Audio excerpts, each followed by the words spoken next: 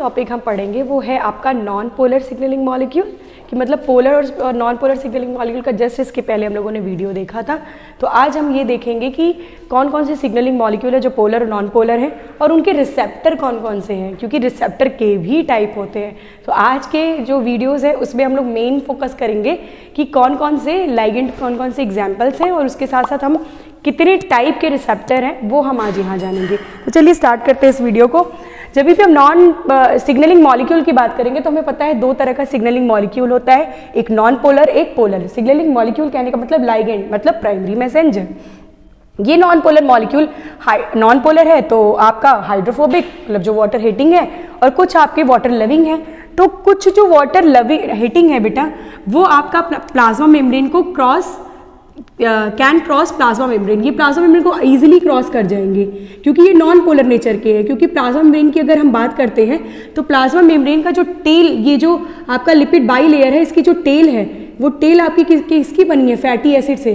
और fatty acid का जो नेचर होता है वो है नॉन पोलर, ठीक है, नॉन पोलर नेचर का है। तो ये नॉन पोलर नेचर का है, इसलिए जब भी प्लाज्मा मेम्ब्रेन से किसी मॉलिक्यूल को क्रॉस करना होगा तो वो नॉन पोलर नेचर की होगी, तभी वो क्या करेगी, प्लाज्मा मेम्ब्रेन को क्रॉस कर पाएगी।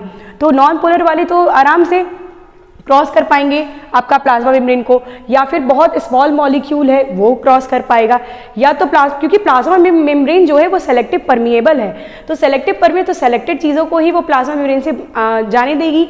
तो इसलिए वो नॉन पोलर जो भी मॉलिक्यूल्स हैं वो प्लाज्मा मेम्ब्रेन को क्रॉस कर जाते हैं। गैसियस मॉलिक्यूल्स जो होते हैं जैसे आपका CO2, ऑक्सीजन या कोई भी गैस, यहाँ पर जो सिग्नलिंग मॉलिक्यूल हम लेंगे एग्जाम्पल में नाइट्रिक ऑक्साइड, क्योंकि आगे चल के हमें नाइट्रिक ऑक्साइड पाथवे भी पढ़ना है, ठीक है। और ये हम दोनों आपका गैसियस मॉलिक्यूल जो कि वैसोडाइलेशन में इंपॉर्टेंट रोल प्ले करते हैं, ये गैसियस मॉलिक्यूल आराम से आपका क्या होगा, क्रॉस कर जाएगा आपका प्लाज्मा मेम्ब्रेन को। तो स्मॉल मॉलिक्यूल और आपके गैसियस मॉलिक्यूल हो गए जो नॉन पोलर मॉलिक्यूल है वो आराम से प्लाज्मा मेम्ब्रेन को क्रॉस कर जाएंगे, इसीलिए वो एक नॉन पोलर सिग्नलिंग मॉलिक्यूल के अंदर आते हैं। उसका एग्जाम्पल है जो आराम से आपका प्लाज्मा मेम्ब्रेन को क्रॉस कर जा रहे हैं, जैसे फॉर एग्जाम्पल मोस्टली जितने भी होते हैं स्टेरॉइड वो लिपिड नेचर के होते हैं, तो स्टेरॉइड जो है वो क्रॉस कर जाएगा।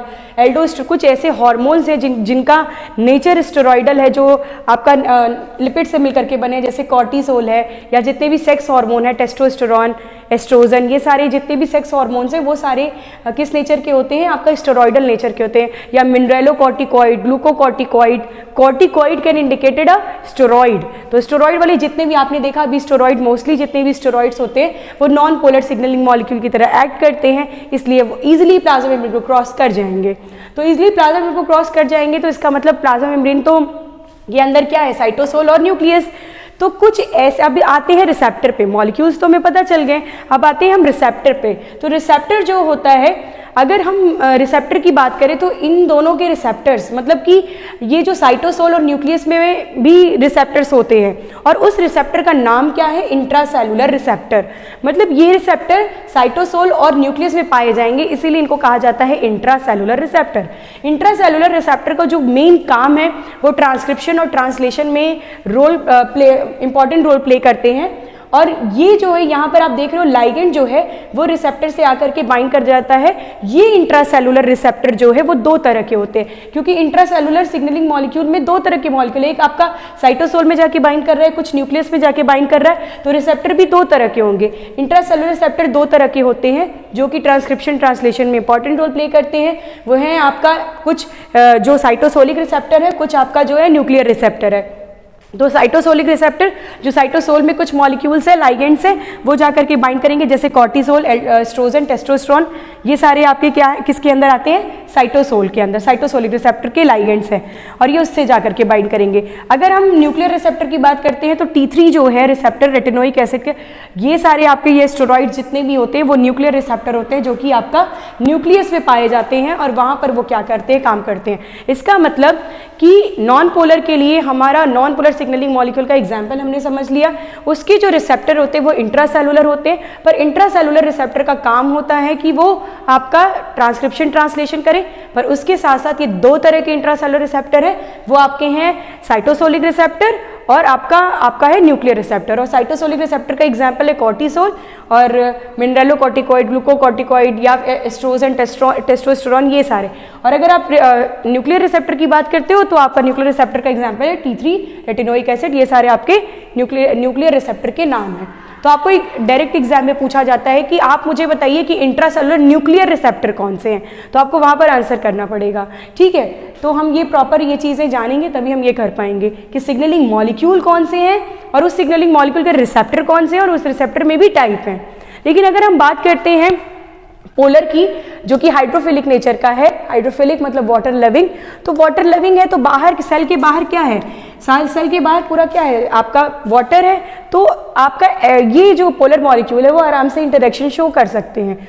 तो ये क्या होंगे, ये प्लाज्मा मेम्ब्रेन को क्रॉस नहीं कर सकते हैं, क्योंकि प्लाज्मा मेम्ब्रेन को क्रॉस करने के लिए नॉन पोलर मॉलिक्यूल का होना जरूरी होता है, या स्मॉल हो या गैसियस हो। लेकिन यहाँ पर जो पोलर होते हैं वो प्लाज्मा मेम्ब्रेन को क्रॉस नहीं कर सकते, unable to cross plasma membrane, right. तो इनके जो रिसेप्टर होंगे वो कहाँ पाए जाएंगे, एक्स्ट्रा सेलुलर रिसेप्टर। मतलब एक्स्ट्रा सेलुलर रिसेप्टर कहाँ प्रेजेंट होते हैं प्लाज्मा मेम्ब्रेन पर। ठीक है, ये प्लाज्मा मेम्ब्रेन है, वहां पर अगर रिसेप्टर की बातें करोगे तो वो मॉलिक्यूल जो कि प्लाज्मा मेम्ब्रेन को क्रॉस नहीं कर सकता, क्योंकि कुछ प्लाज्मा मेम्ब्रेन सेलेक्टिव परमिएबल है, जैसे ग्लूकोज हो गया। ग्लूकोज एक लार्ज मॉलिक्यूल है, या फिर पॉजिटिवली चार्ज या निगेटिवली चार्ज मॉलिक्यूल, जैसे डीएनए आरएनए है, निगेटिव चार्ज है, सोडियम पे पॉजिटिव चार्ज है, तो ये तो क्रॉस नहीं कर पाएंगे ना प्लाज्मा मेम्ब्रेन को।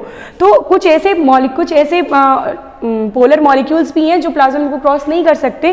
जैसे फॉर एग्जांपल आपको यहाँ पर दिया हुआ है कि जीपीसीआर में epinephrine, non epinephrine, dopamine, ADH, oxytocin, या बहुत ढेर सारे एक्साइटेटरी और इनहिबिटरी हार्मोन्स हैं, वो भी एक्साइटेटरी और इनहिबिटरी आपके अमाइनो एसिड भी कुछ हैं, तो वो भी आपका रोल प्ले करते हैं, एक्ट करते हैं पोलर सिग्नलिंग मॉलिक्यूल की तरह। तो उनके जो रिसेप्टर होंगे वो हमेशा याद रखिएगा एक्स्ट्रा सेलुलर होंगे, बाहर की तरफ दिख रहे हैं, और ये लाइगेंड आकर के यहाँ पर बाइंड करेगा, एक्स्ट्रा सेलुलर प्लाज्मा मेम्ब्रेन से बाइंड करेगा जो रिसेप्टर है, और इस तरह का आपको देखने को मिलता है जहाँ पर वो जीपीसीआर की सेल सिग्नलिंग आपको देखने को मिलेगी। तो ये वही है।